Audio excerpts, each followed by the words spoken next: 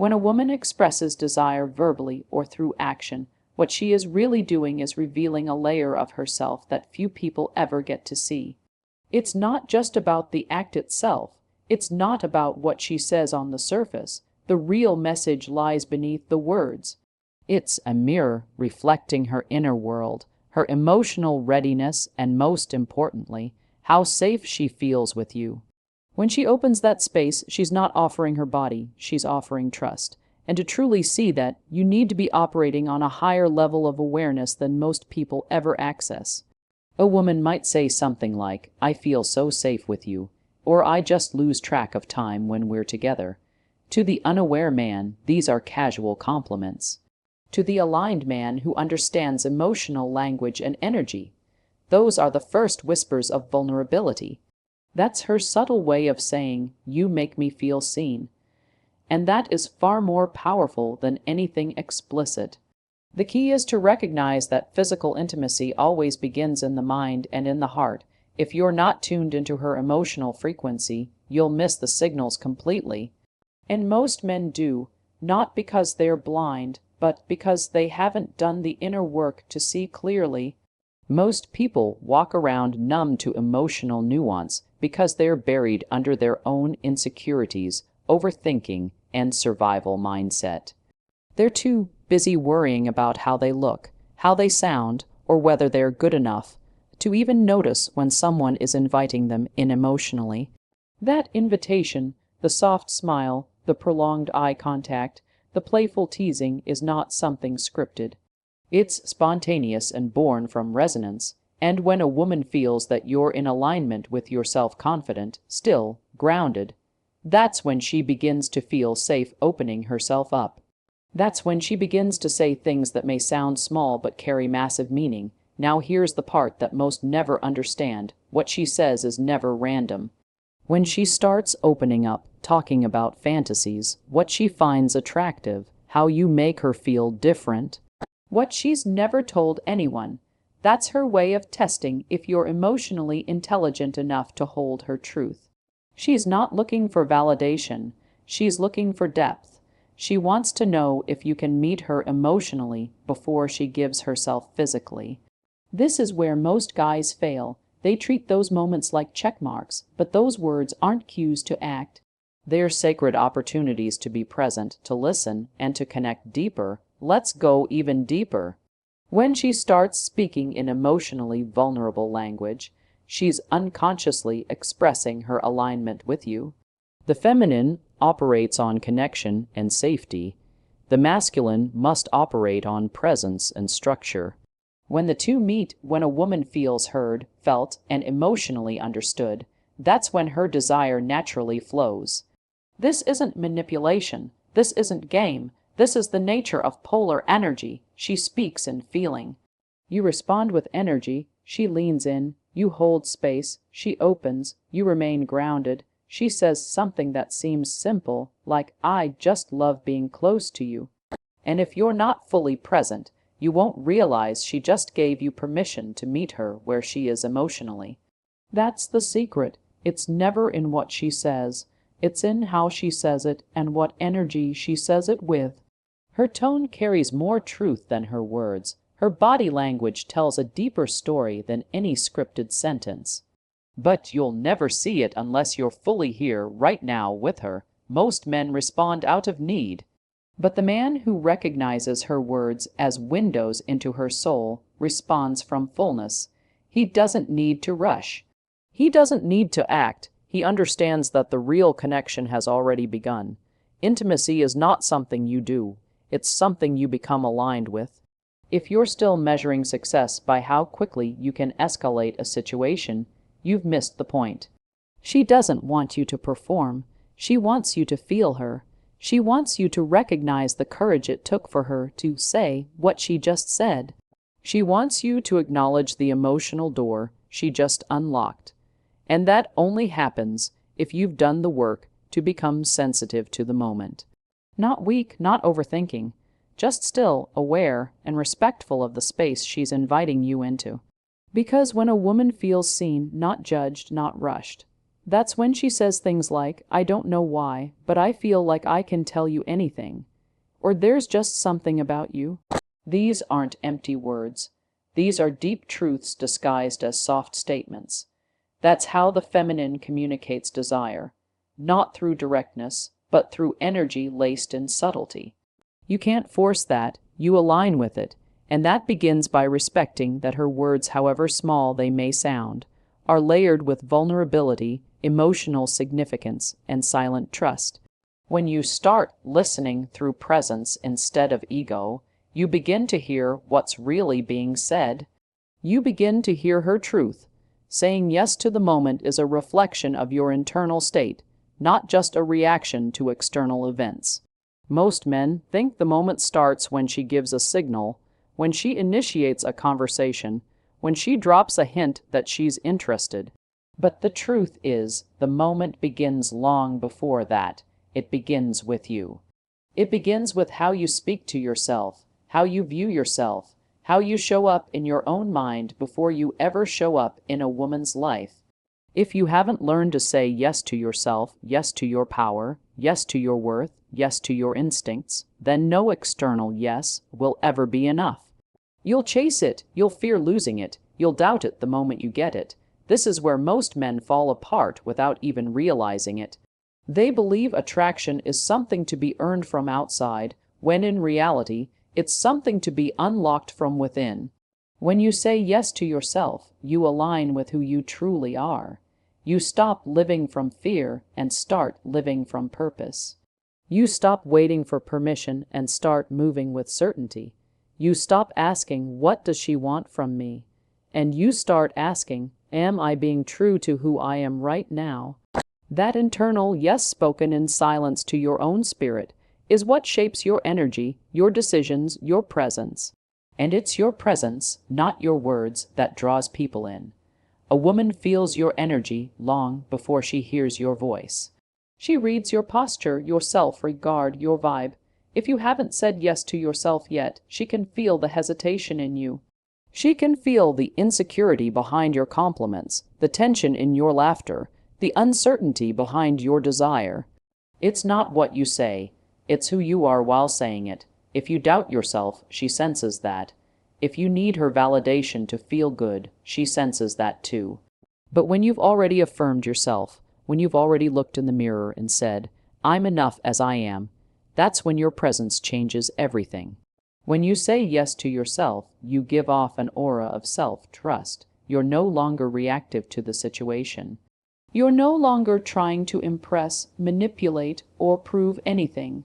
You're just present, grounded, and that presence creates safety. That presence invites connection. That presence is magnetic because it's rare. Most people walk around disconnected from themselves, trying to find a piece of worth in someone else's eyes. But a man who walks into a room already connected to his worth doesn't chase attention. He commands it without trying. This is the reason why your yes to yourself must come first. Because without it, every yes from others becomes a dependency. You rely on it, you become addicted to approval, you lose your power in trying to please, but with inner affirmation, external approval becomes a bonus, not a requirement.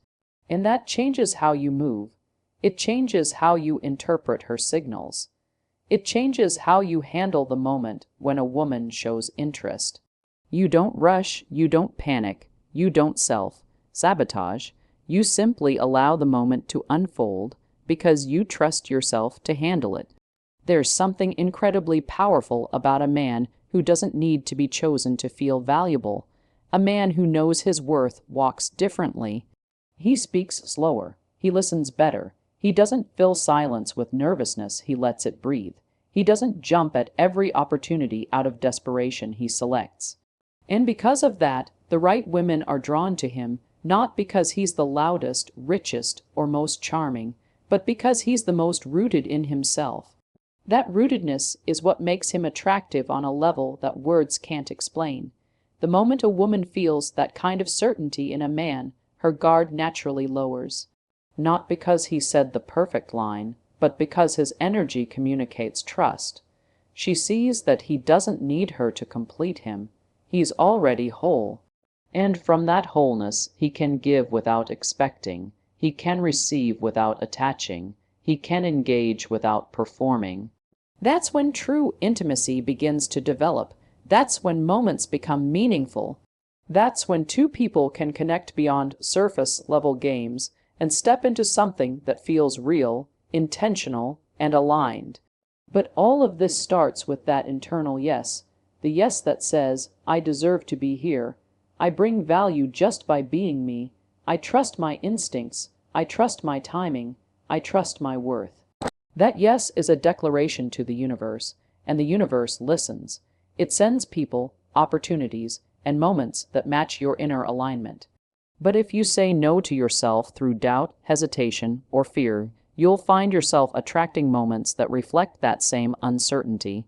People who play games, situations that feel empty, connections that never quite feel fulfilling, because the outer world always echoes the inner one. So, saying yes to the moment isn't about saying yes to her. It's about being in agreement with yourself. It's about standing in a place of inner clarity and letting that clarity lead you. When she sees that you've already said yes to who you are, it gives her permission to explore who she is around you. That kind of space is rare, that kind of energy is irresistible, and that kind of man is unforgettable. Desire is not always spoken in direct terms. It's rarely announced clearly. It doesn't come wrapped in obvious phrases like, I want you. More often, it arrives through glances, through pauses, through the tone of her voice when she says something seemingly unrelated. Most men are taught to wait for clear signs, but by the time the signal is obvious, the opportunity has already passed. The truth is, desire lives in the subtle. It lives in the space between the words. And if you're not paying attention, if you're only listening with your ears and not with your awareness, you'll miss everything. You have to understand that a woman's communication, especially when it comes to intimacy, isn't just verbal. It's energetic. Her emotions, her signals, her intention. They ripple beneath the surface of her words. She might be telling a story about her day, but the way she looks at you, the way her body leans in, the way her voice softens when she says certain things, these are the true messengers of desire. A man who is connected to himself doesn't need her to spell it out. He senses it. He feels it in the shift of her tone, the pace of her breath, the stillness that enters the space when something unsaid passes between you both. That kind of awareness doesn't come from reading dating advice. It comes from presence. You have to be here, not just physically, but mentally and emotionally. Most men are too distracted, too caught in performance mode, too consumed with what they should say or do next. They're trying to control the outcome, but desire doesn't grow in control. It grows in space. It grows in the moments where you're fully there, open, calm, and grounded. When you stop trying to lead the moment and start allowing it to unfold, you begin to feel what's truly being communicated. And that changes everything. There is always something being said beneath what's being said. When she playfully challenges you, when she brings up topics that flirt with boundaries, when she says, I never talk about this with anyone, or you're so different, she's not just making conversation, she's reaching, she's testing, not testing you to pass or fail, but testing to see if you can hold space for her emotional truth. That's the beginning of her attraction deepening. That's her way of saying, there's something about you I want to trust. And if you can recognize that without jumping ahead, if you can stay steady and curious without trying to make a move, you'll experience a level of connection that most men never access. Desire builds in safety, and safety comes from presence, not over-explaining, not showing off, just being fully here. Most men rush the moment because they mistake attraction for a window that's going to close if they don't act fast. But that's coming from fear. The masculine energy doesn't chase, it invites. It doesn't scramble for confirmation. It allows things to become clear through time and space. When you're truly aligned, you understand that you don't need to make desire happen. You simply need to stop blocking it with your neediness, your fear, your overthinking. You let it flow when she says something soft, or when she opens up in a vulnerable way. She's not asking you to rush forward. She's asking if you can slow down, if you can see her, if you can hold the moment without reacting to it. And if you can, that's when she feels emotionally met. That's when trust begins to develop. That's when attraction moves from surface level to soul level. Because it's not about what she's saying. It's about what she's allowing herself to feel in your presence. She'll remember how you made her feel more than anything you say. And when she feels seen, safe, and emotionally alive around you, intimacy becomes a natural expression of that connection. Many men lose the moment because they confuse invitation with permission. They think once she shows interest, they have to turn it into something. But the truth is, the energy is already there. You don't need to escalate. You need to hold. You need to amplify the space, not fill it. You need to stop treating her signals like instructions and instead recognize them as sacred openings. Openings that allow something meaningful to emerge. That might be a kiss. That might be silence. That might be a moment where both of you feel like you've known each other for lifetimes. Whatever it is, it only happens if you're fully tuned into what's not being said. So often, we're trained to respond to logic, to facts, to clarity. But relationships, especially those that hold intimacy, don't operate on that level. They operate on emotion, on presence, on awareness. You don't get there by asking, "What does she mean?" You get there by asking, "What is the energy behind her words right now?" That's how you start to see through the surface. That's how you begin to recognize the moment desire starts to speak, and it never speaks loudly, it whispers. Through a glance, a smile, a shift in posture, through pauses, through presence, through everything that happens in the silence between sentences. The man who can read those silences, who trusts himself enough to not rush, who feels confident enough to let the moment unfold without trying to control it, is the man who experiences deeper connections, more honest intimacy, and relationships built on mutual energy, not just strategy. Because at the core of every real connection is a language that lives beyond words. And the moment you start listening with your entire presence instead of just your ears, you'll begin to hear it. You'll begin to feel it. You'll begin to speak it back without needing to say a thing. Negative feelings are not enemies to be avoided. They are signals to be understood. Most people carry the belief that when they feel doubt, fear, jealousy, insecurity, or anxiety, it means something is wrong with them or with the situation. But the truth is, these emotions aren't the problem, they're the messengers. They are the result of unconscious patterns being triggered by present-day events. The challenge isn't in having negative emotions. The challenge is in how you choose to respond to them. When you feel unworthy or uncertain in moments of intimacy or connection, it's not a red flag that says stop. It's a red flag that says grow. Those moments are gifts, painful gifts perhaps, but gifts nonetheless. They show you exactly where your work is. If you feel rejected before you've even been rejected, that's not reality, that's memory. That's your past projecting itself onto your present. Maybe someone made you feel disposable before. Maybe someone made you believe you weren't enough. And now, every time you approach a meaningful connection, that same emotion rises up like a warning bell. But it's not warning you of danger. It's inviting you to heal. It's giving you a moment of contrast to show you where your power still lies dormant. Most people run from these emotions. They distract themselves. They try to numb the discomfort with validation, achievement, pleasure, or disconnection. But running only strengthens the belief that you can't handle what you feel. And when you believe you can't handle your own emotions, you give your power away. You become dependent on circumstances going a certain way in order to feel safe or confident.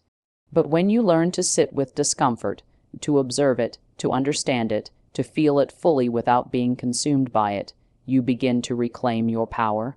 There's nothing wrong with you because you feel nervous when someone starts to get close. There's nothing wrong with you if you feel insecure when you like someone deeply. These are natural human reactions. What matters is how conscious you are of them.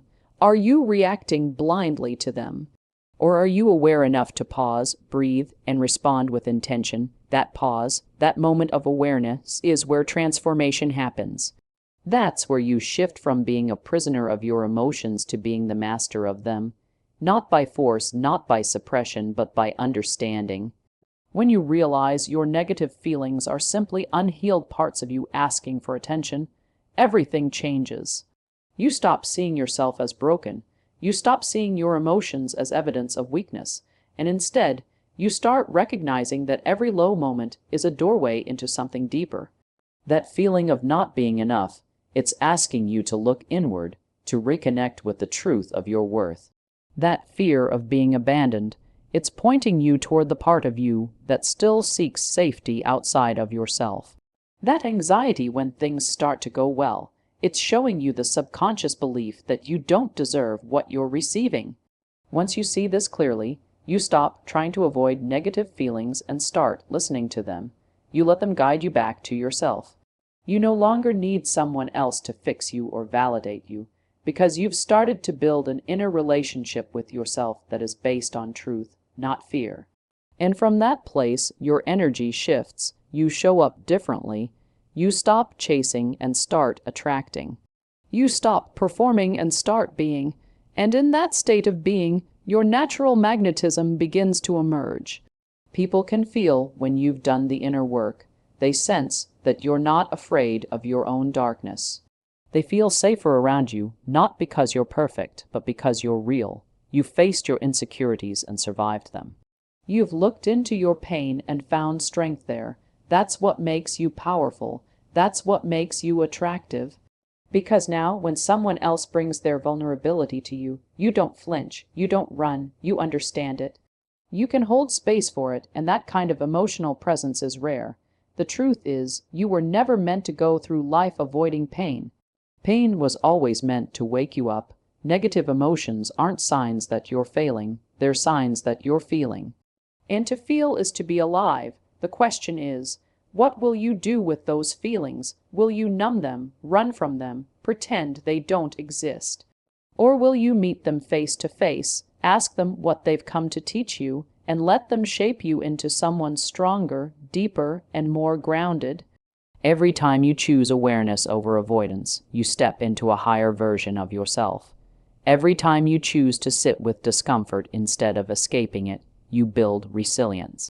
And every time you face the part of you that feels small and remind it that you are whole, you shift your entire energy field.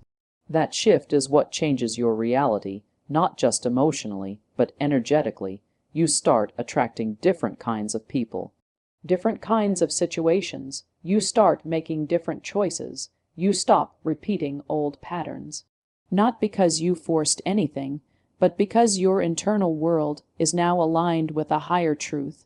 When your inner world changes, your outer world can't help but reflect it. That's the real power behind overcoming negative feelings.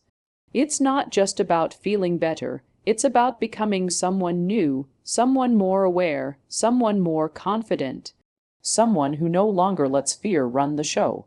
Because you've realized that fear is not the enemy, it's the beginning. It's the signal.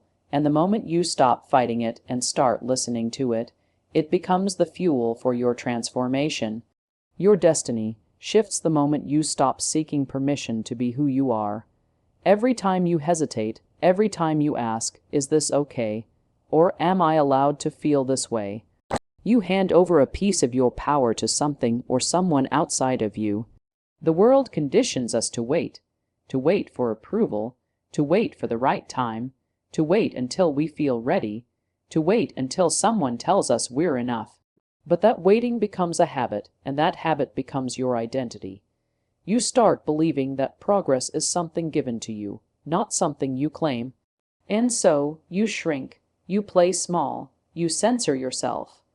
Not because you lack potential, but because you're still waiting for someone to give you the green light. But no one is coming to give you that permission. No one is going to reach into your life and say, Now you can be confident. Now you can trust yourself. Now you're worthy of love, of respect, of desire. That permission slip you're waiting on. It's one you write for yourself. The moment you decide that you are enough, not because of what you've done, not because someone else sees it, but because you choose to believe it, that's the moment everything starts to shift. That's when people feel your energy before you speak. That's when opportunities begin to gravitate toward you. That's when women feel drawn to you without knowing why, because they sense that you don't need them to complete you. You've already completed yourself.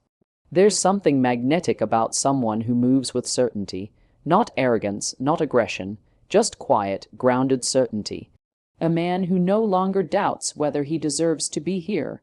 A man who no longer waits for someone to tell him what he's allowed to want or what he's capable of becoming.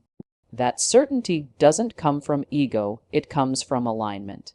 It comes from doing the inner work to know who you are and deciding you're not going to dim that light just to make others more comfortable.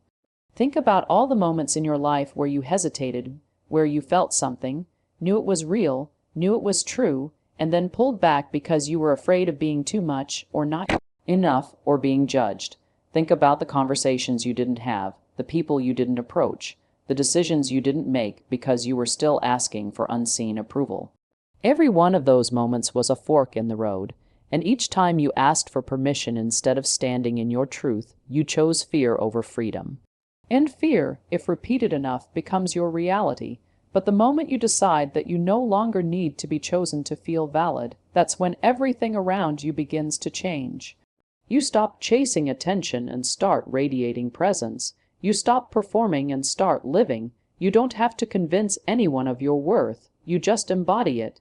And people feel that. They respond to it, because most people are still seeking something externally that you've already found within yourself. This is why saying yes to your power is not about ego or dominance. It's about leadership. It's about being so in tune with your own values, your own intuition, your own truth that you no longer second guess what you feel. You're no longer waiting for the world to agree before you make a move. You're no longer shrinking to fit inside someone else's box. You're expanding, growing, taking up space unapologetically, not to prove anything, but because you finally understand that you belong here. And when you operate from that energy, relationships change. A woman senses immediately when you don't need her to validate you. She feels it in your tone, in your eye contact, in the way you hold space without trying to control it. She knows you're not afraid of silence, you're not chasing approval, you're not playing a role, you're real. And that realness creates a foundation where intimacy can grow, not just physical, but emotional, spiritual, lasting. Most people never reach this level of connection because they're still asking themselves, am I good enough?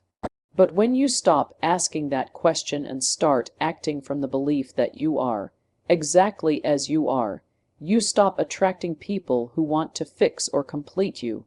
You start attracting people who recognize your wholeness, people who are also whole, and that's where powerful relationships are born.